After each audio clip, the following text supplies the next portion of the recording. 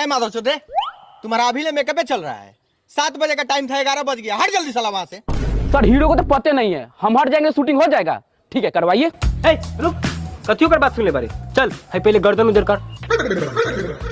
Director साहब एक भोरे से लाइट लगावत तनी हम आ लाइट लगा के पूरा ओके कर देल बानी। अगर तोर शूटिंग ना भेल आ पैसा हम कटल तो तोरा मुंह में खरे लांड हसम ओमे के हई हम। ई लाइट में कौन माधव चौधरी? डायरेक्टर साहब हमरे बेटा है, उ तो मुंह में लार दासी, हम तो राउर गांड के गोबरो खींच देम। ए बहन चोदवा सा डायरेक्टर साहब उ लाइट मैन हां खिसिया होकेला, दिन भर बोझ उठावले ना, वैसे पिनपिनाए रहेला। छोड़ी जाए दूर बैठो। चलू ना, कितना मनावन करैले बानी। हम डायरेक्टर साहब को समझा देले बानी, कुछो ना बोलियन, मतलब हम पैसा फंस जाओ, रउआ ठीक लगी। हीरो मनी मेरा भी सेल्फ रिस्पेक्ट है। कोनो साला डायरेक्टर का टैग लगाकर मुझे गरियाएगा? बोलिए। चलो पहले पुड़िया खाओ, अटैक करो। चल कैमरामैन कैमरा चालू करो। बेबी प्रणाम सर। प्रणाम प्रणाम। क्या हाल है बिंदिया जी? अरे बहुत बढ़िया। ये क्या कर रहे हैं? सब देख रहे हैं ना। अच्छा क्या हो गया? डायरेक्टर से डर है? आप हीरोइन हैं, हम हीरो हैं। अभी तो रोमांस वाला सीन होगा। करना क्या है बताओ भाई। पैकअप। साला सब रुक।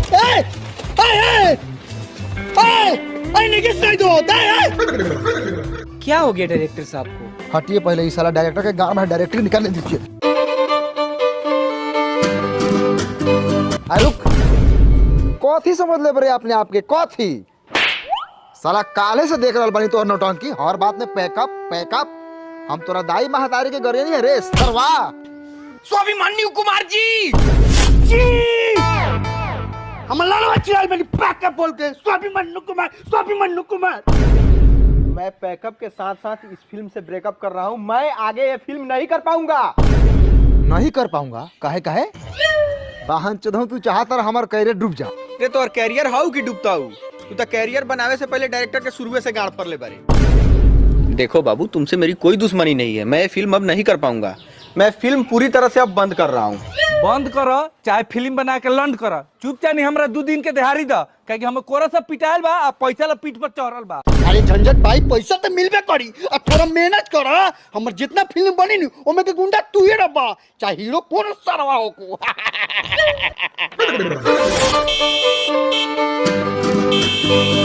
ई कौन हॉर्न बजावता रे? चला ना बतावाइले, हम ही तो बोलाइले बन। रुआब देखा था नहीं प्रोड्यूसर साहब, फॉर्च्यूनर से चलेला लोग, फॉर्च्यूनर से। आ कितना गाड़ी द्वार पर ऐसा ही लागल होई।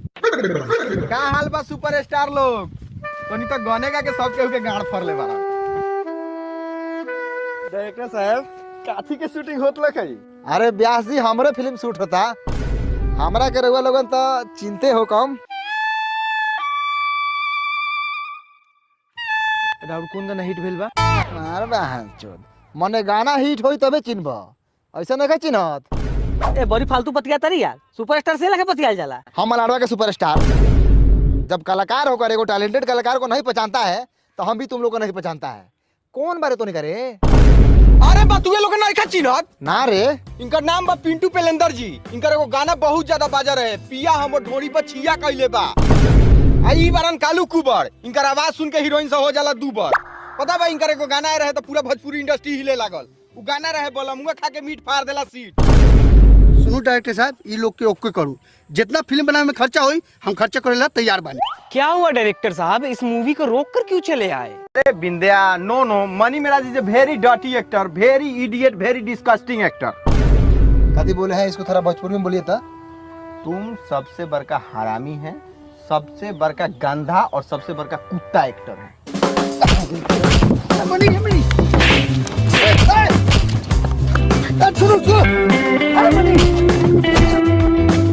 खुश रहिए सर, खुश रहिए। ए, प्रणाम कर रहे हैं तुमको, औकात है तुम्हारा? हटो उधर। ए मनी मेराज, प्रोड्यूसर साहब रहुआ हमरा के छोड़ी ना पहले, अभी ले सर्व चिल्लाते बा। छोड़ा उससे बात, सुना हिया। अभी सिंगर का दौर चलता, जइया एक्टर का दौर चली नू, हम तोरा के हीरो बनाए। भरोसा बा तो ठीक बा, ना तो जा मार करो। ए तू तो मर्द दोगला बारा, तोहरा पता भरोसा नहीं करे के चाहिए, लेकिन बाप मतारी खर खानदान की कसम खइला त भरोसा क लेतानी। लेकिन अगर हीरो ना बनैला तो तोहर पूरा खानदान स्वाहा आहा। सर ये पलेंदर जी और कुबर जी का कहना यही है कि इनका जो मूवी है ना, इनमें हीरोइन मैं ही रहूं। बिल्कुल आप बन सकती हैं। आप लोग थोड़ा उधर जाइए 2 मिनट के लिए।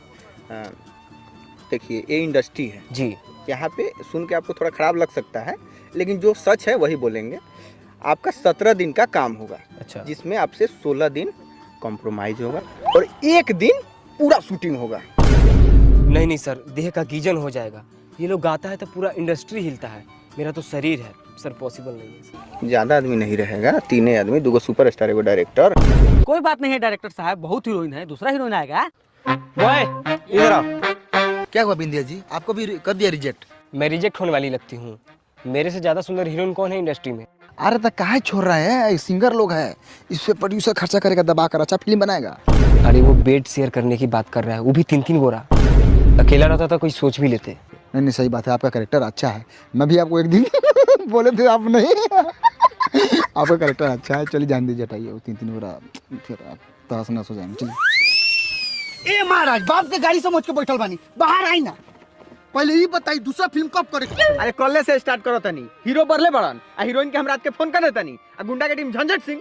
गुंडा टीम के हेड बानी, तोहनी के बाप ना कि उधार काम करत रही। पहले बाकी पैसे दो तो बिहान से काम होई ना, तो लार पे पा दो। झंझट जी ऐसे मत आए, सारा फिल्म में रहुए से गुंडा करावे के बा। फैलू 50,000 गलू। अच्छा ठीक बा, पैसा तो मिल गेल बा, हमर गुंडा से टाइम से पहुंच जाई। लेकिन हीरो के समझा दिया साचो के ना मारेला।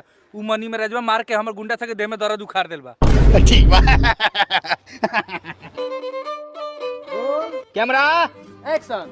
ओए कालू कुमार, तोरा औकात नहीं कि हमरा बहन से प्यार करे के। हमनी के खानदानी गुंडाई, हमनी के डर से पूरा गांव तर-तर कापेला। हमनी से ए लार हमरा नु बोले के बा महाराज। काट। अच्छा ब्याह जी, सॉरी सर, एक बार और आओ।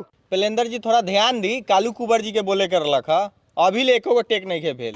पहले ही समझा देना ना, पहले हमरा बोले के बता। वो लार पल्ला बीच में टपकाता नहीं। हो गेल, ज्यादा मत बतियाओ। गाना भी हमर ट्रेंडिंग में चलता। कौन गाना? गोरी के ढोरी पर तोरी जमल बा, ट्रेंडिंग में आ गेल। हो एकरी बहन करा के चलता नहीं रुआ साथे स्टूडियो में 4-5 गो बढ़िया बढ़िया गाना मारता नहीं। बबली जी ये लोग नया नया एक्टिंग करता, थोड़ा दिक्कत होई, लेकिन रउआ तो एके बार में दे दे हम। क्या फाइनल टेक? डायरेक्टर साहब, हम बबली जी के ई फिल्म में काम करेला मना कर दे रही। तब बाद में बबली जी के पता चलल कि ई फिल्म के नाम बा लहंगा में घोड़ा घुसल। तब तो ई पागल हो गई फिल्म में काम करेला। तो ये कहनी चला करा, तोरे खुशी में हमरा खुशी बा। तू के बड़ा? हम इनकर होके वाला यार भतार। ई नाम के लॉक कला, अगला फिल्म के नाम रही यार भतार। जी ठीक है। बबली जी, हम प्रोड्यूसर स्वामी मन्नू कुमार ई फिल्म में बहुत पैसा खर्चा करत तनी आ लहंगा में एगो घोड़ा ना 2 घोड़ा घुसान।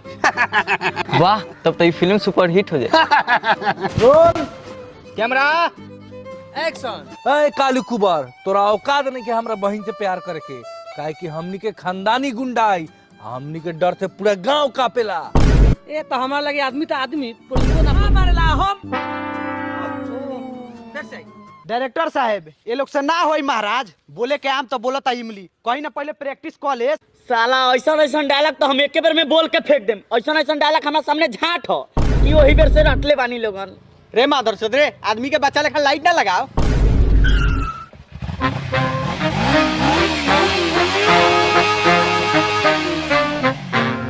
हे तोर फिल्म बंद हो गेल, तू दूसरा के सेट पे काहे ले?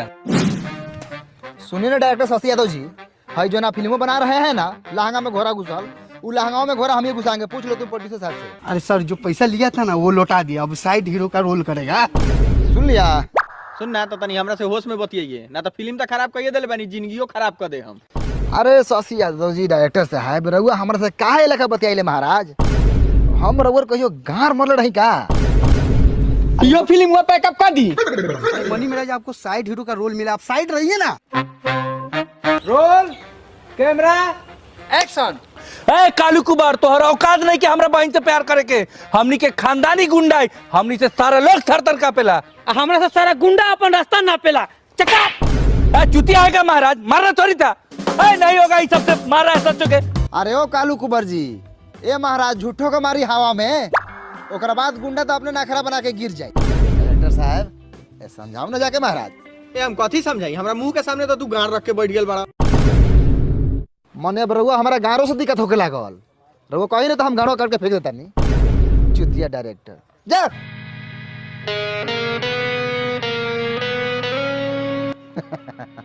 कैसी हैं आप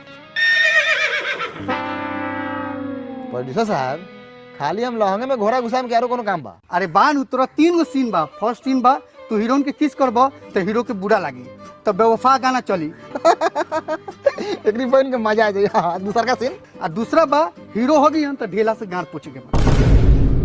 आ तीसरा सीन ला तोरा के स्पेशल बुलेले बानी, लहंगा में दुद्दू को घोड़ा घुसावे के बा। अभिमन्यु जी, पहिलका चुम्मा लेवे वाला सीन ठीक बा, वो सीन पर हॉल में खूब सीटी बाजी। आ तीसर को ठीक बा, लहंगा में घोड़ा घुसाम तो फिल्म सुपर हिट होई। लेकिन हम दूसर का सीन मत कराओ हमरा से। हीरो के हम ढेला से गाना पोछम तो ठीक लागी? बताई, ओकरा बाद पब्लिक हमरा के हीरो के रूप में स्वीकार करी? प्रोड्यूसर साहब, हई ढेलवा से गारवा पोछे वाला सीन हमरा के ना दिया, हम तो गारो मरवाए वाला सीन कर लेम।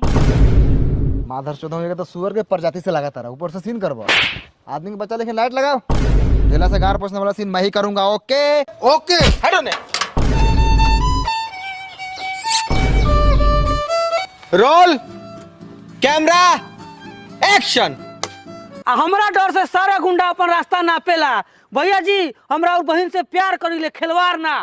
वाह कुंवर जी, गर्दा मचा दिया है। जियो वाह वाह जियो वाह। देखे बबली जी, एक बार में जाके डायलॉग बोलवा दिए। ऐसा ही भोजपुरी के नंबर 1 डायरेक्टर थोड़ी हैं। पेलेंदर जी, अगला डायलॉग आपका है। Role camera action. हम कुंवर जी के दोस्त ना भाई हैं भाई। एगो मशीन गन से पूरा पाकिस्तान उड़ा देम।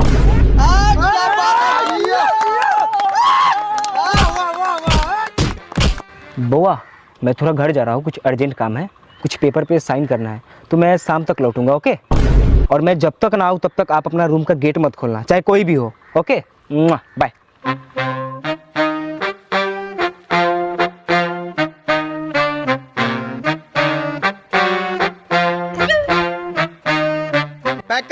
बुझा गेल, अब शूटिंग हुई। अब चलो सामान मान सरियाल जाओ। अरे बबली जी, यहाँ गंदा लगा हुआ है आपका। अरे हटाओ ना यार, मैं हूं ना साफ करने के लिए। सही बात है। कुछ सर, जब तक लाइट कैमरा रेडी हो रहा है तब तक डायलॉग को समझा दीजिए, बोलने में आसानी होगा, मुझे नहीं, लोगों को। ओके ओके, देखिए आपका जो सीन है ना। लाइट कैमरा रेडी है। ओके ओके, देखिए आपका जो सीन है, झंझट जी आपका भाई है, आपका हाथ पकड़ के लेके जा रहे हैं, ठीक है? तब तक सेकेंड हीरो का एंट्री होगा। आप सेकेंड हीरो हैं, ठीक है? अरे सर, समझ गया हूँ कि मैं सेकेंड हीरो हूँ, बार बार बोलकर बेइज्जत काहे कर रहे हैं? ओके ओके, आपका एंट्री होगा बाइक से, ठीक है? उसके बाद झंझट जी इनको लेके जा रहे हैं, आपको बोलना है, ए, ये मेरी भाभी है, फुआ की बेटा के मेहरारू है। ठीक है। उसके बाद झंझट जी आप पे हाथ उठाएंगे, आपको रोकना है, ठीक है? और उसके बाद आपको मारना है। ये मारेंगे, थोड़ा देर के लिए आप मर जाइएगा, ठीक है? उसके बाद ये पूरा खुश हो जाएंगी, वाह मुझे बचा लिया एकदम। तो आपको क्या करना है, इनको किस करना है, गाल पे, ओठ पे नहीं, गाल पे किस करना है, और उसके बाद हंसते हुए निकल जाना है। मतलब ई वाला गाल पे या ई वाला? अरे तुम दूर से नहीं समझा सकता है। अरे भाई, सीन करना है यार, काहे ला बिना मतलब का ये लवंडा वंडा के लिए घूमते हैं आप? कैरियर खराब हो जाएगा आपका, बोलिए। तो आपको बस किस करके निकल जाना है। ठीक है, मतलब चुम्मा लेंगे और हंसते दौड़ते भागना मुझे। बिल्कुल। ओके चलो, बैठिए ना ब्यास जी, बैठिए। अब ना देखिए सीन के यहाँ मजा आता है। चल, पूरा खानदान के इज्जत मिट्टी में मिला दे ले। काली कुमार का भूल जाओ ना तो जान से मार दे। नाम मनी मिराज है, आई हमर भौजी बारिन, फुआ के बेटा के मेहरारू। भौजी कहो ना तो भाई सरो के मारू। वाह, आप तो मेरी जान बचा लिए।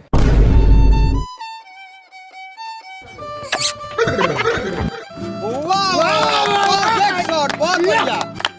चलो क्लोज लगा दो। अब चुम्मा वाला सीन फिर से होगा, क्लोज होगा। क्लोज होगा?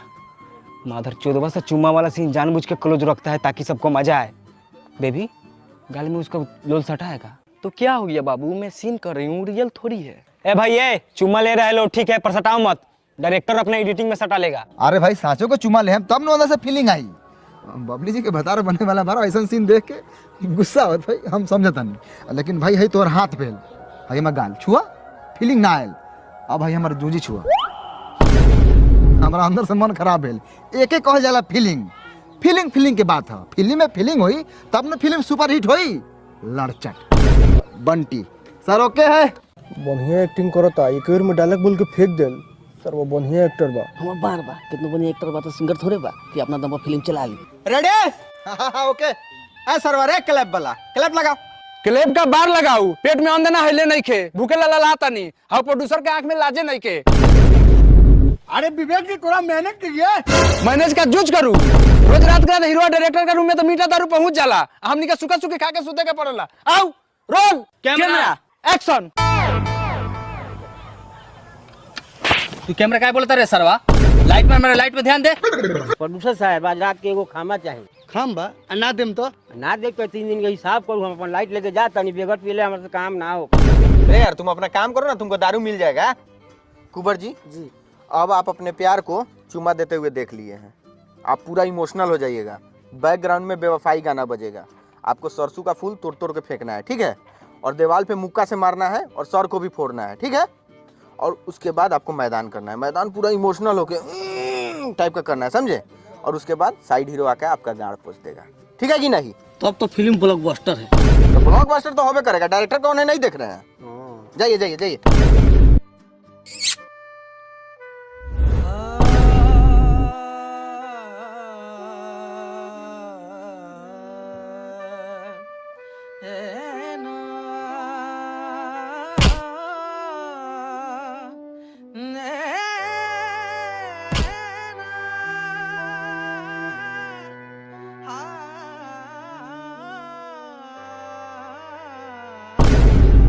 बहुत बढ़िया बहुत बढ़िया। अब जाइए मैदान कीजिए। ऐ तुम जाओ ढेला से पूछ देना, मजा आ जाएगा एकदम। ठीक है ओके। सर हागते में गार पोछना है कि हाग लेंगे तब गार पोछेंगे? नहीं नहीं हाग लेंगे तब गाड़ पोछना है। ए तुम चुप रहो ना, ज्यादा तेज बनता है। हफ्ते में गाड़ पोछ देगा, वो ईटा से गाड़ छिला गया तो। ए तुम पागल है क्या लौड़ा? रहो ना आराम से, सिंगर वाला हीरो है तो कुछ बोल देगा। खत्म कर दे साला सिंगर के दौर, ओकरा बाद देख तो सकेंगे लार छुटवा होता नहीं।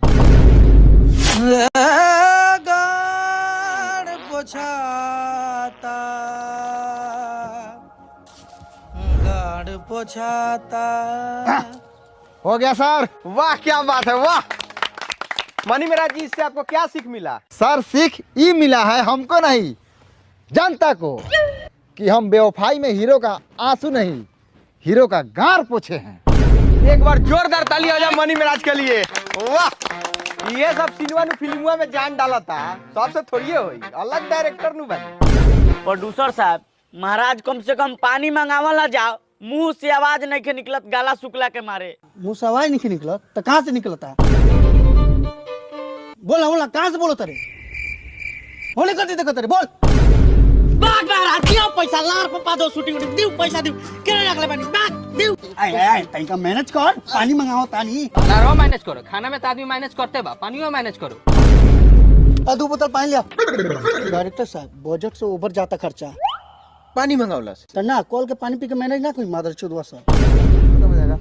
हाँ तो डायरेक्टर साहब ये सीन तक क्लियर हो गेल। अब लहंगा में घोड़ा कब घुसी?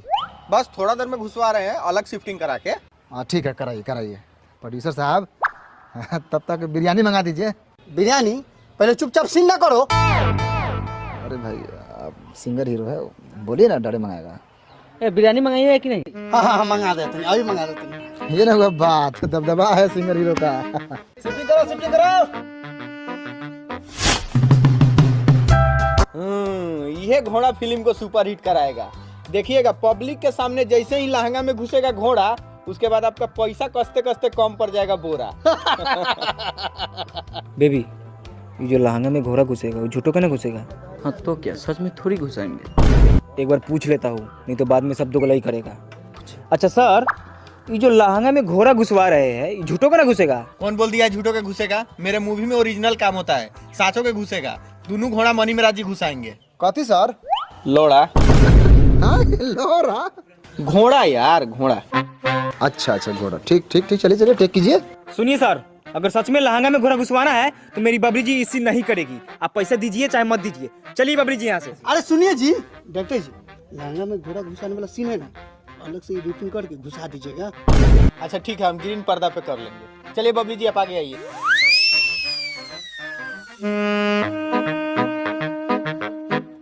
जैसे ही एक्शन होगा बबली जी, आप 1 सेकंड बाद इधर आ जाइएगा और उसी जगह पे पेलेंदर जी या कुबर जी जाके खड़े हो जाएंगे और मनी मेराज जी लहंगा में घोड़ा घुसा देंगे। ओके ठीक है। Role camera action.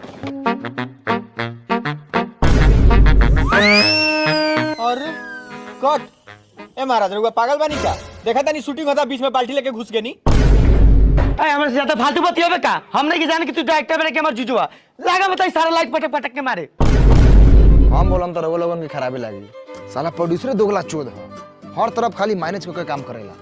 बताई गड़िया दिल का इज्जत रहल। मैनेज करते रुके, मैनेज करते। अरे कैसे गाली दे दिया हमको? बताइए, हमको गाली दे दिया। भाई एगो गांव समाज के एगो लड़का फिल्म बना होता और फिल्म वहाँ हिट हो जाई, हम बहुत बड़का प्रोड्यूसर बन जाए, तो तोरा खराब लगता कि इतना लोग के बीच में हमरा बेइज्जत करत रहा। तू शूटिंग कितना देर कर रहा? 2 घंटा। कितना देर से करता रहा? 10 घंटा से। एक एक पैखाना में जोड़ो जना नहीं यही में जाला। बताओ भांचुदवा और उसे कहा जाई। 1000 पकड़ू और 2 घंटा और मैनेज करू। गुटखा खाऊ और फली से हगू 4-5 घंटा। ठीक बाटे। 2 घंटा से बेसी हो तो डबल पैसा लागी। हाँ, तो नहीं के तमाशा करके पैसा कमाला हमनी का। अच्छा ठीक बा, आज चालू करू। माधर चोद। सीन समझ के नहीं रहुआ लोगन? हाँ। चलिए रोल कैमरा एक्शन।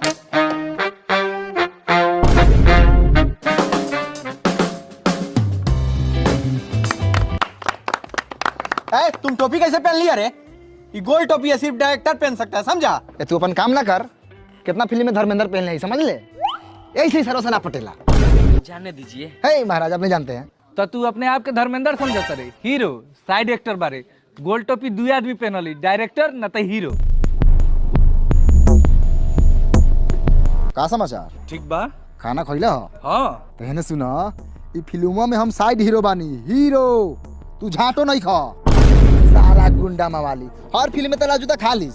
कथी के इज्जत हो रे? बाहर जदवा के बीच में बोलत रे। तोरी बहन के जल्दी होगी। सामान साइड कीजिए, सामान साइड कीजिए। अरे भैया रुका रुका रुका रुका भी रुकिए। आप काहे टेंशन ले रहे हैं? फिल्म अपना ओके है, लहंगा में घोड़ा घुस गया, फिल्म कंप्लीट है। 2 घंटे का फिल्म है, 15 गाना खेल देंगे। अब जाइए प्रमोशन में लगी, हम एडिट करवाते हैं।